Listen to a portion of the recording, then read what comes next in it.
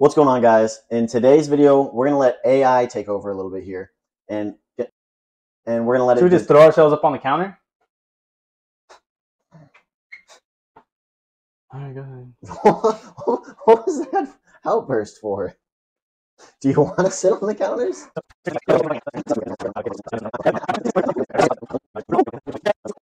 All right, we gotta have an intro here.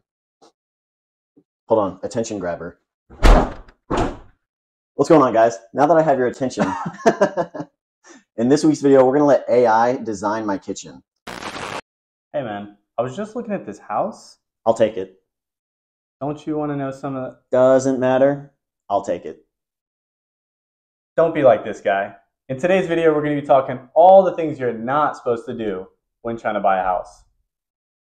You all right, bro?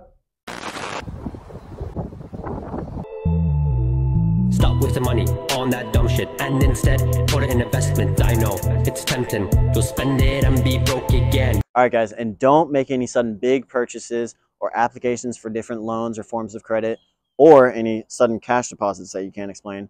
Just don't do anything that the bank could really question you on, because it's going to affect your debt to income and what you get approved for, and they could just take away your lending completely. So I see you're checking out this 2016 Kia. I can make it yours for $1,000 a month. $1,000 a month? I'll take it.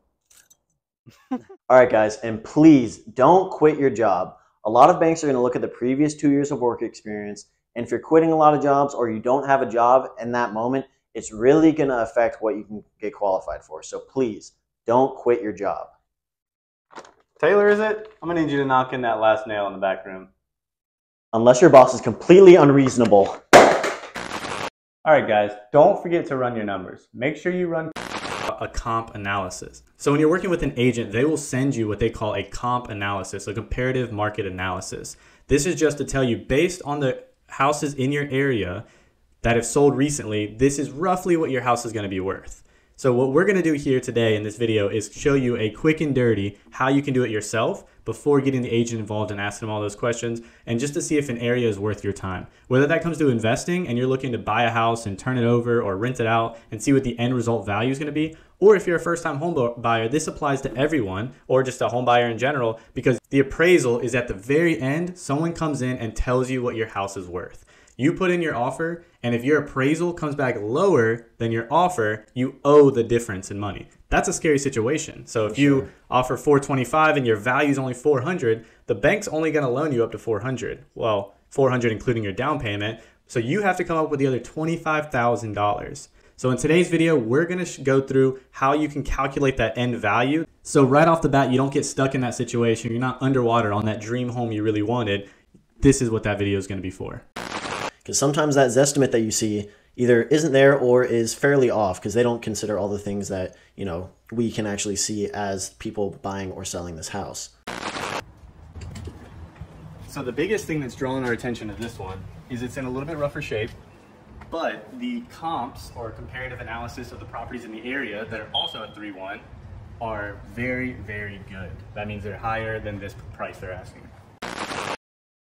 So what we're not going to do is buy the nicest house on the block. Instead, we're going to buy the worst house in the best neighborhood we actually want to live in.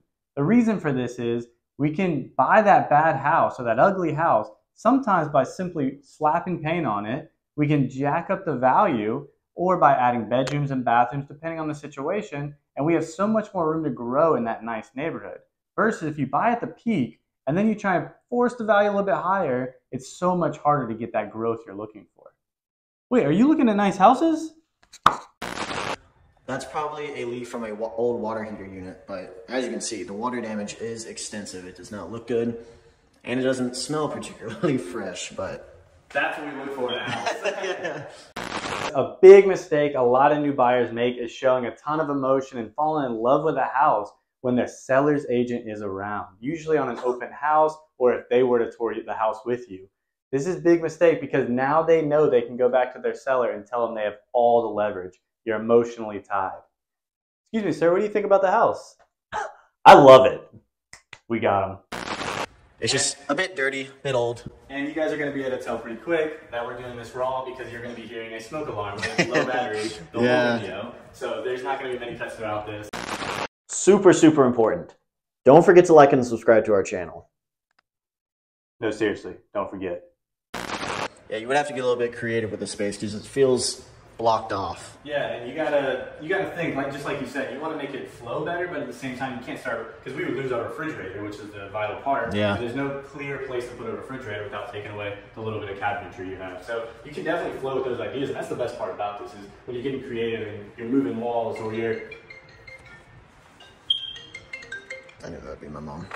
And you're changing things up. That's okay, especially when you're just drawing it up. But you got to make sure it still makes sense. You're not forgetting anything. Yeah. So in this living room, you can maybe set it up, the TV there even, and then you have your couch over here. You almost want to figure out the end result before you even get started. Yeah. If you can figure out what makes sense, where you're going to sit and watch TV, then you'll make sure you don't forget things. Yeah, because with these type of houses, guys, these cash-only, old, a little bit dingier houses, you want to think of where you can add value. Automatically, an older house, you can add value simply by getting it up to kind of probably code. I mean, all of this electrical stuff is probably old and dated, but just getting it to a more livable condition, would obviously raise it. But if you make this actually a like a house that flows well, the value skyrockets. And that's what we're looking for. A lot of people have their niche where they look for a small space, like a bigger closet or a storage thing that they can add a whole other bedroom.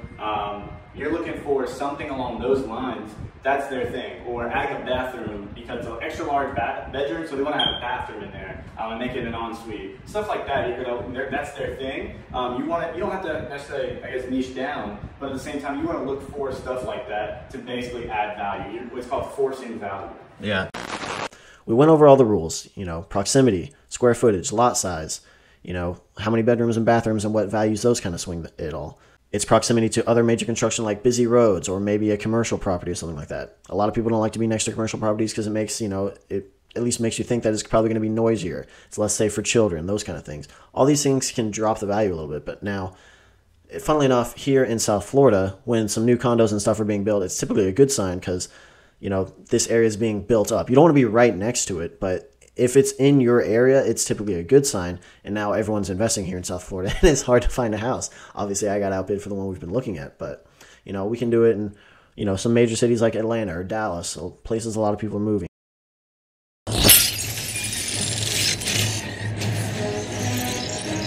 Thanks, Alfred, but I'll take it from here. Do I know you? All right, guys, I'm back at the end. Don't worry. I know you guys had to deal with Taylor for a while, but here I am to close us out. And all jokes aside, thanks for watching. We love you guys' comments. We love you guys watching our video. We've been getting a ton more activity, so we really appreciate it. And I hope this really helped.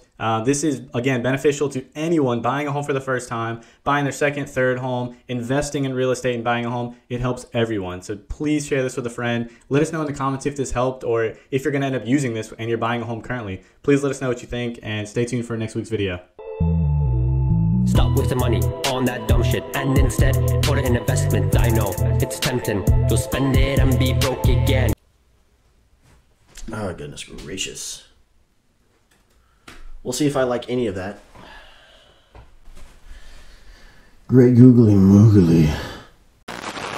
Alright guys, and as a fun little thing, tell us which paint job you like the most. I'm not sure if these are jellyfish or what. So, contestant number 1. Swirlies, but we're not going to include them. Too basic. The kind of floral thing they got going on in this, because they hand painted these. There's no way that a professional did this. Contestant number 2 is just the greenery. Oh, what is this? Looks like duct tape almost. We're going to include all of that in contestant number 2. Contestant number 3 is whatever this is. It also has a bit of a rough texture to it. I don't know if you can see it, but the gray spot, but we're not going to include him. We'll make contestant number 4 this, I guess, vine. I don't know what they were going for, and the drippy. Yeah, let us know which one is your favorite paint job, guys.